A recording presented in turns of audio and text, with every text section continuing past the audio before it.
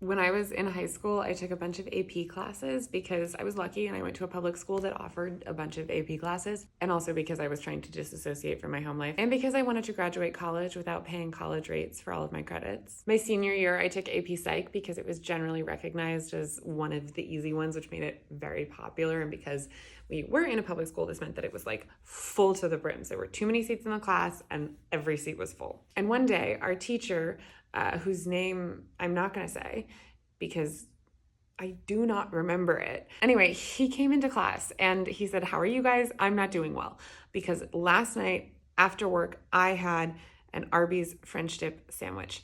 And then he proceeded to describe about a food poisoning in what one might say was too much detail. And midway through his description, he said, "You know what?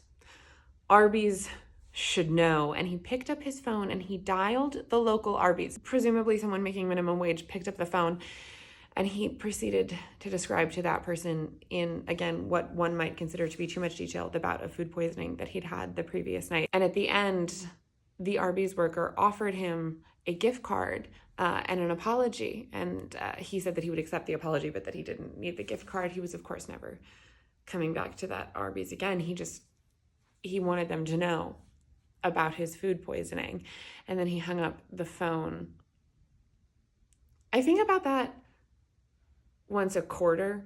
I'd say, like, I wonder if there really was another person on the phone or if he was just giving the performance of his life. I also wonder what psychological principle or concept or theory he was demonstrating, because there had to be something that he was demonstrating. I mean, I've never eaten at an Arby's since.